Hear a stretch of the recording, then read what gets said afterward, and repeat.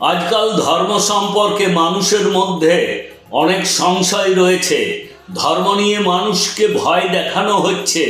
এগুলি মানুষ মাথায় এমনভাবে ঢুকিয়ে নেয় যে তারা কাজকর্ম পর্যন্ত বন্ধ করে দেয়। মাথা থেকে এসব সরিয়ে দিতে হবে। ধর্ম সম্পর্কে এই যে ভয়, যা প্রথমে আমাদের নিজের বাড়ি থেকেই শুরু হয়। আমরা আমাদের ঠাকুরদা ঠাকুমা পিতা মাতার কাছে কম বয়স থেকে যা শুনে আসি তাই মনে গেঁথে যায়। প্রতিটি ধর্মের মানুষ তাদের নিজস্ব নিয়ম অনুযায়ী তাদের নিজস্ব ঈশ্বরের পূজা উপাসনা করে। এখন এইগুলির মধ্যে কোনটি সঠিক আর কোনটি ভুল কে বলবে? আসলে আজকাল কেউ চিন্তা করতে চায় না। প্রথমত সবাই চিন্তা করুন, আমি কে, আমি কোথা থেকে এসেছি। মহাকাশ প্রত্যেককে তার কোলে স্থান দিয়েছে। সূর্য, বায়ু, জল, মাটি সকলেই তাদের নিজস্ব ধর্ম পালন করছে। প্রকৃতি যেভাবে তার ধর্মের ভূমিকা পালন করে তা সকলের জন্য সমান। কেউ কারো জন্য এভাবে কর্তব্য পালন করতে পারে না।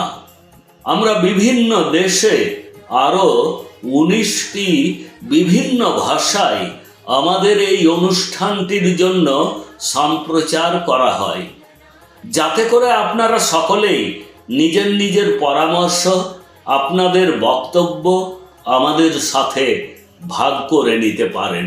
আমাদের সকলেরই একটিই ধর্ম, তা হলো প্রকৃতির ধর্ম। শুধু এটি মেনে চলুন, সেই অনুসারে আমাদের জীবন যাপন করতে হবে। প্রকৃতি আমাদেরকে জীবন দিয়েছে, সব কিছু দিয়েছে। আমাদের ভিতরে বসে থাকা বিবেকের কথা শুনতে হবে। আমাদের একমত হওয়া উচিত। আমাদের সবার মধ্যে বিবেক বাস করে, যা আমাদের জীবন যাপনের সঠিক নির্দেশিকা দেয়। আমরা যদি আমাদের বিবেকের কথা না শুনি, তবে আমরা মোক্ষ লাভ করতে পারবো না। 50,000 কোটি আত্মা প্রতিটি মানব দেহের অভ্যন্তরে বাস করে। আমরা সকলেই দিনে 2বার থেকে 3বার খাবার খাই, যা থেকে আমরা তৃপ্তি পাই। তবে আপনি কি কখনো ভেবে দেখেছেন যে আমাদের অভ্যন্তরে থাকা 50,000 কোটি আত্মা কি খায়? যদি তারা খাবার না পায়, তবে তারা ভিতরে ভিতরে মারা যাবে। তারপর শেষ পর্যন্ত কি ঘটবে?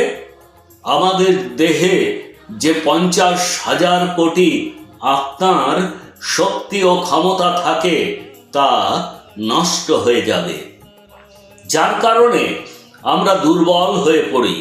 আমাদের মস্তিষ্ক কাজ করবে না। এক অর্থে আমাদের পুরো জন্ম বেকার হয়ে যায়। এজন্য প্রত্যেক ব্যক্তিকে অবশ্যই তপস্যা, ধ্যান, জপ করতে হবে।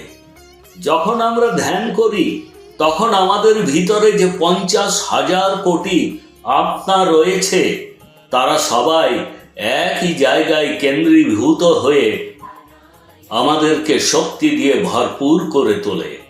আপনাকে যা করতে হবে তা হলো আপনাকে মনে রাখতে হবে যে আমাদেরকে যে কোনো পরিস্থিতিতে ধ্যান করতে হবে। ধ্যান করলে অনেক উদ্বেগ, ঝামেলা, মনের দ্বিধা দ্বন্দ্ব সবই দূরে চলে যায়।